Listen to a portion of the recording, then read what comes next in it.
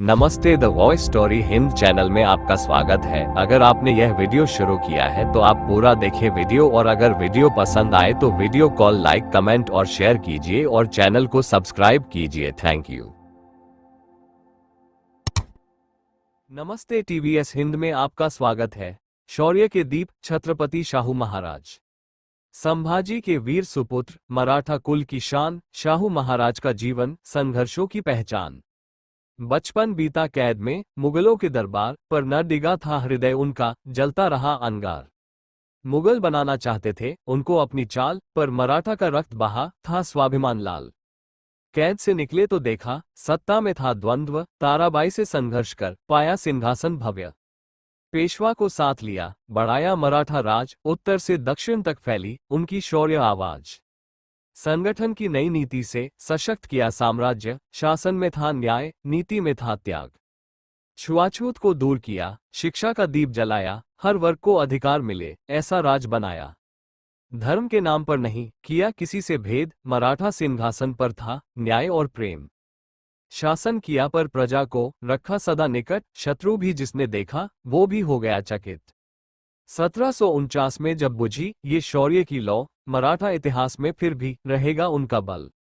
ऐसे महानायक को श्रद्धा से नमन, शाहू महाराज का जीवन, शौर्य और कर्मों का वचन। संभाजी महाराज के पुत्र राजा शाहू छत्रपति शाहू महाराज का जीवन संघर्ष, वीरता और सामाजिक न्याय की प्रेरणादायक गाथा है। जब मुगल सम्राट औरंगजेब ने 1689 में छत्रपति संभाजी महाराज को बंदी बनाकर उनकी क्रूर हत्या कर दी, तब उनके पुत्र शाहू को भी मुगलों द्वारा बंदी बना लिया गया। उस समय शाहू मात्र 7 वर्ष के थे।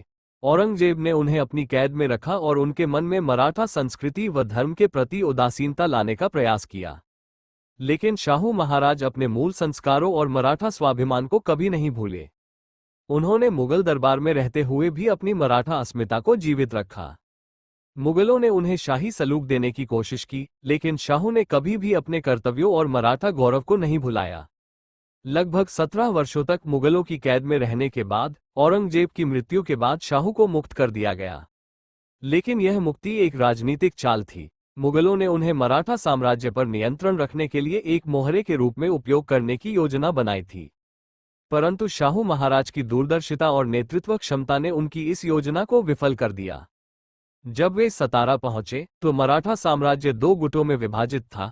एक तरफ राजाराम महाराज की पत्नी ताराबाई थी, जिन्होंने कोल्हापुर में मराठा शासन की बागडोर संभाली थी, और दूसरी तरफ शाहू महाराज थे, जो सतारा की गद्दी के उत्तराधिकारी थे। शाहू महाराज को अपने ही लोगों से संघर्ष करना पड़ा, क्योंकि ताराबाई उन्हें अपना प्रतिद्वंद्वी मानती थी। लेकिन शाहू ने अपनी राजनीतिक चतुराई से धीरे धीरे सत्ता पर अपनी पकड़ मजबूत कर ली। उन्होंने पेशवा बालाजी विश्वनाथ को अपना प्रधानमंत्री नियुक्त किया, जिन्होंने मराठा शासन को संगठित करने और उसे और मजबूत बनाने में महत्वपूर्ण भूमिका निभाई। शाहू महाराज ने मराठा साम्राज्य के विस्तार की नीति अपनाई और पेशवा प्रणाली की नींव रखी, जिससे मराठा सत्ता भारत के कोने कोने तक पहुंच गई। उन्होंने मराठों के विभिन्न सरदारों को एकजुट किया और मुगल सत्ता के खिलाफ मजबूती से खड़े रहे। उनकी नीतियों ने मराठा साम्राज्य को एक नई ऊंचाई पर पहुंचाया।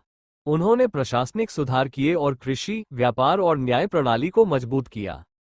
शाहू महाराज ने सामाजिक सुधारों पर भी ध्यान दिया और समाज में व्याप्त जातिगत भेदभाव को समाप्त करने का प्रयास किया। उन्होंने दलितों और पिछड़े वर्गों को समाज की मुख्यधारा में लाने के लिए कई महत्वपूर्ण कदम उठाए।